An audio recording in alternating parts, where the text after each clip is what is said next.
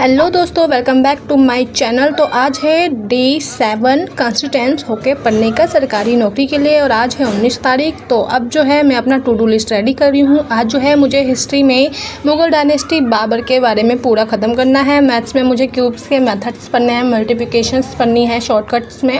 Reasoning में मुझे figure जो काउंटिंग में कल पढ़ रही थी उसका सेकेंड पार्ट पढ़ूंगी एंड इंग्लिश का जो कल कंटिन्यू कर रही थी वही आज पढ़ना है। ठीक है, तो अब जो है जीएस वगैरह में टाइप ऑफ सॉइल वगैरह पढ़ूंगी। अब जो है मैं अपनी स्टडी स्टार्ट कर रही हूँ। तो सबसे पहले जो है एज़ यूजुअल मैं हिस्ट्री पढ़ूंगी, क्योंकि हिस्ट्री जो है मेरी बहुत ही इंटरेस्टिंग लगता है मुझे, बहुत ही एक तरीके से फेवरेट सब्जेक्ट है मेरा। और हिस्ट्री में जो है आज मैं पढ़ने वाली हूँ कि किस तरीके से भारत में जो है अरब आक्रमण तुर्क आक्रमण के बाद जब दिल्ली सल्तनत ख़त्म हुआ तो मुग़ल डायनेस्टी कैसे स्थापित हुई और कौन कौन से शासक उसमें आए। तो आज जो है मैं मुग़ल कैसे इंडिया में आए, कैसे बाबर ने भारत में अपना साम्राज्य फैलाया, उसके बारे में पढ़ूंगी और हुमायूं के बारे में पढ़ूंगी।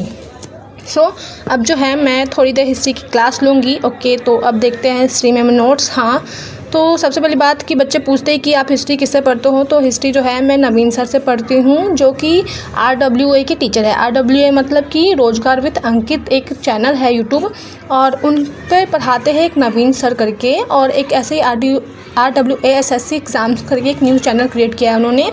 तो जो सर है ना उस पर पढ़ाते हैं नवीन शर्मा, और वो हिस्ट्री, पॉलिटी, जीएस वगैरह सब पढ़ाते हैं। हिस्ट्री तो वो बहुत ही अच्छा पढ़ाते हैं, तो मैं उनसे हिस्ट्री क्लास ले रही हूँ। ठीक है, और अभी थोड़ा थक गई थी तो पानी का ब्रेक ले लिया।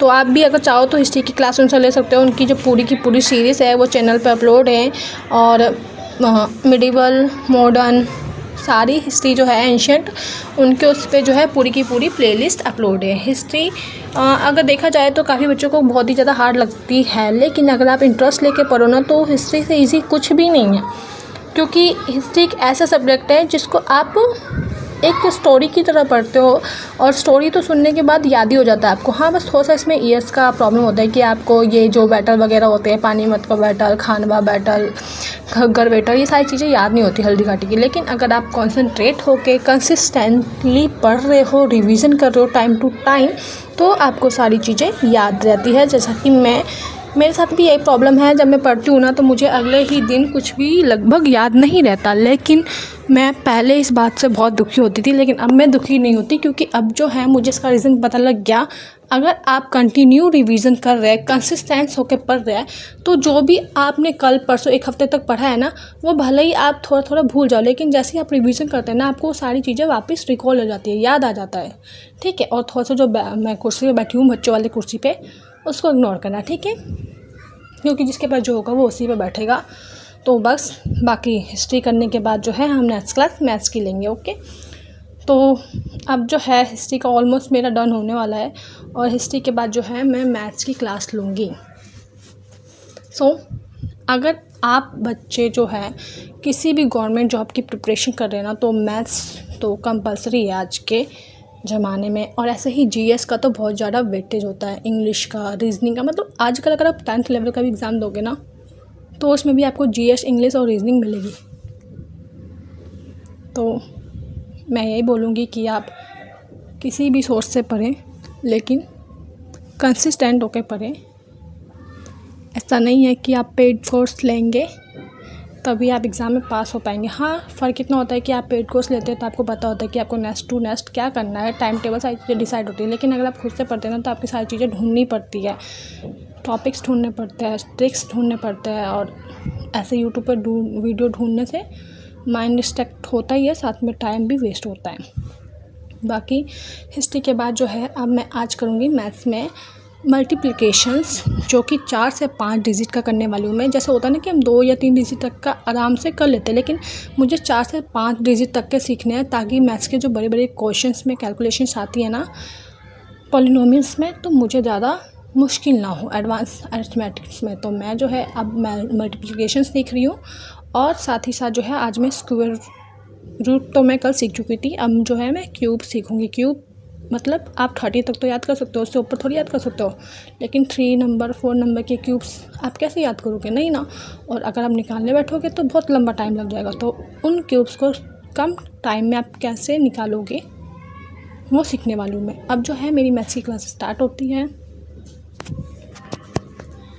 तो सबसे पहले जो है मैंने किया क्यूब रूट्स निकालना। क्यूब देखूंगी मैं कैसे शॉर्टकट्स वे में सीखूंगी। और अगर आप मैथ्स के कुछ भी सीख रहे हो ना, तो आप ना एक बार में याद कर ही नहीं सकते, कितना भी शार्प माइंड हो, आपको दोबारा तो प्रैक्टिस करनी ही पड़ती है। क्योंकि मैथ्स एक ऐसा सब्जेक्ट है, जब तक आप प्रैक्टिस नहीं करते ना, तब तक आप सक्सेस हो ही नहीं सकते।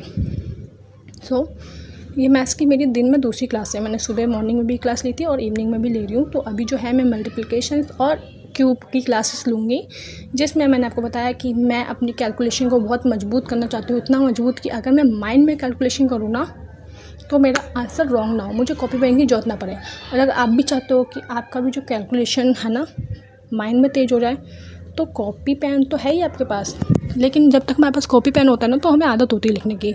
तो एक ना मैथस्टिक करके ना ऐप आता है, आप उसे डाउनलोड करो। उसमें ना आप बहुत अच्छे से माइंड में कैलकुलेशन करना सीख जाओगे। और जो नहीं आएगा ना आपको, उसका वहाँ पे आंसर भी लिखा होगा और किस तरीके से उसका कैलकुलेशन करके आंसर आया है, वो सारी चीज़ें वहाँ पे मेंशन होगी। ठीक है, तो आप भी वो ऐप डाउनलोड करना। मैंने भी उसको ऐप डाउनलोड करके ट्राई किया, वो भी किसी ने सजेस्ट किया था, आदित्य रंजन सर ने शायद। तो मैंने ट्राई किया और सीरियसली अगर आप उससे प्रैक्टिस करते हो ना, माइंड में कैलकुलेशन करना सीख जाते हो। मेरी कैलकुलेशन काफ़ी अच्छी हो चुकी है। मैं मैथ्स में बहुत ज़्यादा वीक थी, लेकिन अब जो है मेरी कैलकुलेशन बहुत ज़्यादा अच्छी हो चुकी है। अब मैथ्स की क्लास ले ली है मैंने, अब मैं रीजनिंग की क्लास ले रही हूँ। रीजनिंग भी एक ऐसा सब्जेक्ट है अपने आप में जो कि बहुत ही स्कोरिंग है। और अगर आप चाहो तो रीजनिंग में बहुत अच्छे मार्क्स गेन कर सकते हो, 50 आउट ऑफ 50 गेन कर सकते हो। आप इंग्लिश में भी 50 आउट ऑफ 50 गेन कर सकते हो, आप मैथ्स में भी कर सकते हो। लेकिन जीएस एक ऐसा सब्जेक्ट है जिसमें आप 50 आउट ऑफ 50 बहुत ही रेयर चांसेस है कि गेन कर सको। तो रीजनिंग तो छोड़ना मत, रीजनिंग तो दबा के करना, क्योंकि वो एक ऐसा स्कोरिंग सब्जेक्ट है जो ईजी भी है और आप पूरा का पूरा गेन कर सकते हो। तो रीजनिंग जो है मैंने कर लिया है। इंग्लिश की जो है मैंने क्लासेस ली थी मॉर्निंग में, तो वो मैंने रिकॉर्ड नहीं किया। अब बाकी जो है मेरा जीएस वगैरह रह गया, तो अब जो है मैं जीएस कर रही हूँ, करूँगी आई मीन। ठीक है, और जीएस का जो आज मेरा टॉपिक था ना, वो था टाइप्स ऑफ सोल। जो मृदा है उसके कितने प्रकार है, तो हम वो पढ़ेंगे। और जो है वो हम इस बुक से पढ़ेंगे, वन लाइनर से, जो कि महेश वनवाल जी की बुक है। और ये बुक बहुत ही अच्छी है, आप एक बार ट्राई करना। ये इतनी कलरफुल बुक है और इतनी इन्फॉर्मेटिव बुक है, सारी इन्फॉर्मेशन इसमें काफ़ी डीपली लिखी हुई। देखो मैं दिखाती हूँ आपको। ये देखो, आज का टॉपिक हमारा था टाइप्स ऑफ सोल। तो हम इसमें जितने भी मिट्टी के प्रकार होते हैं सारी चीज़ें पढ़ेंगे, क्वेश्चन आंसर भी होते हैं और साथ में इंपॉर्टेंट चीज़ भी होती है। इसमें देखो बॉक्स में इंपॉर्टेंट चीज़ होती है, जितनी भी वो होते हैं ना आंकड़ा, वो टेबल में लिखे होते हैं। तो अगर आप चाहो तो आप भी ये बुक ले सकते हो। ये मैं बस एक ओपिनियन दे रही हूँ, बाकी आपकी मर्ज़ी है। और आप लोगों को मेरा ब्लॉग कैसा लगा मुझे कमेंट करके ज़रूर बताना, और मेरे चैनल को ज़रूर सब्सक्राइब करना। एंड यस, वीडियो हिल रही है, थोड़ा सा बैकग्राउंड नॉइस आ रहा है, तो उसको इग्नोर करना, क्योंकि ना तो मेरे पास माइक है, ना ही मेरे पास कैमरा स्टैंड है। तो बस कीप सपोर्ट मी। अगर मुझे ऐसे सपोर्ट मिलता रहा तो मैं डेफिनेटली आगे अचीव करूँगी कुछ ना कुछ। बाकी आप लोग किस एग्ज़ाम की प्रिपरेशन कर रहे हैं, आप लोग मुझे ज़रूर बताइएगा। आप दिन में पढ़ते हैं, रात में पढ़ते हैं, किस टाइम पढ़ते हैं, क्या स्ट्रैटेजीज है आपकी, सारी चीज़ें मुझे शेयर करिए, सो डैट मैं भी देख सकूँ कि बच्चे क्या और कैसे कर रहे हैं। क्योंकि कंपटीशन एग्ज़ाम क्लियर करना इज़ नॉट अ गेम। सो बस आज के इतना ही, मिलते हैं नेक्स्ट ब्लॉग में। तब तक आप खुश रहिए और ये देखिए क्योटोस।